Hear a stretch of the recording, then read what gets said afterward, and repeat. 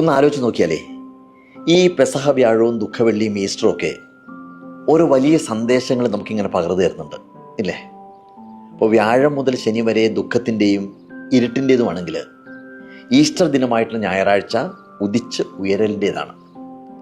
ഒപ്പം ഇരുന്ന് അത്താഴം കഴിക്കുന്നവർ പോലും ഇത്തിരി വെള്ളിക്കാശുകൾ കിട്ടിക്കഴിഞ്ഞാൽ ഒറ്റിക്കൊടുത്തേക്കാമെന്നും, അതുവരെ ഒപ്പം നടന്നിരുന്നവർ തന്നെ ഒരവസരം കിട്ടിക്കഴിഞ്ഞാൽ പലവട്ടം തള്ളിപ്പറഞ്ഞേക്കാമെന്നും, എത്രമാത്രം സത്യസന്ധമായിട്ട് ജീവിച്ചു കഴിഞ്ഞാലും ആൾക്കൂട്ടം കാര്യമൊന്നും അറിയാതെ അയാളെ ക്രൂശിക്കുക എന്ന് ആക്രോശിച്ചേക്കാമെന്നും അറിഞ്ഞിരിക്കാനുള്ള അവസരമാണ് ശനി വരെയുള്ള പാഠം. ഈസ്റ്ററിലേക്ക് എത്തുമ്പോൾ മരണതുല്യമായ പതനത്തിലേക്ക് ആരൊക്കെ തള്ളിവിട്ട് കഴിഞ്ഞാലും നമ്മുടെ പാത സത്യത്തിൻ്റെതാണെങ്കിൽ ഇന്നല്ലെങ്കിൽ നാളെ ഉയർത്തെഴുന്നേൽക്കാം എന്നുള്ള വളരെ പോസിറ്റീവായിട്ടുള്ള പാഠമാണ് സന്ദേശമാവുന്നത്. ഞാൻ ഇന്ന് രാവിലെ ബൈബിളിലെ ആ ഭാഗം ഒന്നുകൂടി വായിച്ചു. യേശുവിനെ പിലാത്തോസിൻ്റെ മുന്നിലേക്ക് കൊണ്ടുവരുന്നൊരു ഭാഗമില്ലേ, അത് പിലാത്തോസ് ജനങ്ങളെയെല്ലാം ഒന്നിച്ച് വിളിച്ചു കൂട്ടിയിട്ട് അവരോടായിട്ട് പറഞ്ഞു, ജനത്തെ വഴിപിഴപ്പിക്കുന്നു എന്ന് പറഞ്ഞ് നിങ്ങൾ ഇവനെ എൻ്റെ മുന്നിലേക്ക് കൊണ്ടുവന്നു.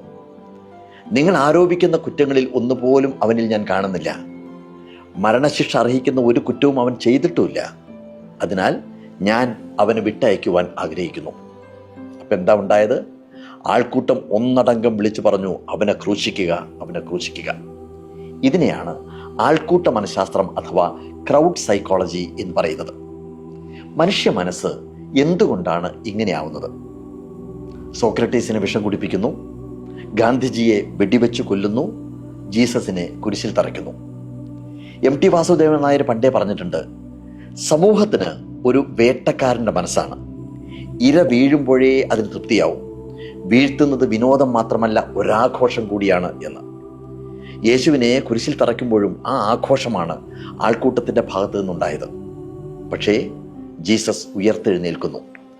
ബൈബിളിൽ ഏറ്റവും വലിപ്പമുള്ളതും ലളിതവുമായിട്ടുള്ള പാഠവും അത് തന്നെയാണ്.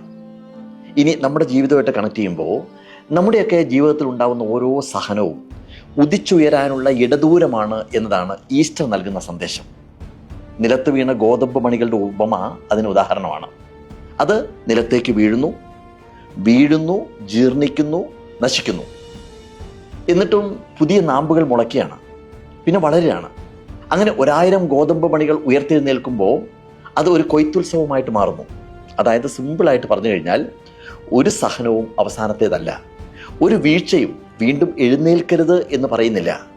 അതുകൊണ്ട് ആരൊക്കെ അടിച്ചമർത്തിക്കഴിഞ്ഞാലും, ആരൊക്കെ വേദനിപ്പിച്ചാലും, ആരൊക്കെ അസ്വാതന്ത്ര്യത്തിൻ്റെ കുരിശിൽ തറച്ചാലും ഉയർത്തെഴുന്നേൽക്കുക. നാളെ നമ്മുടെ കടുകുപാടവും പൂത്തുലയാതിരിക്കുകയില്ല എന്നുള്ള കാര്യം മനസ്സിലെപ്പോഴും പറഞ്ഞുകൊണ്ടിരിക്കുക.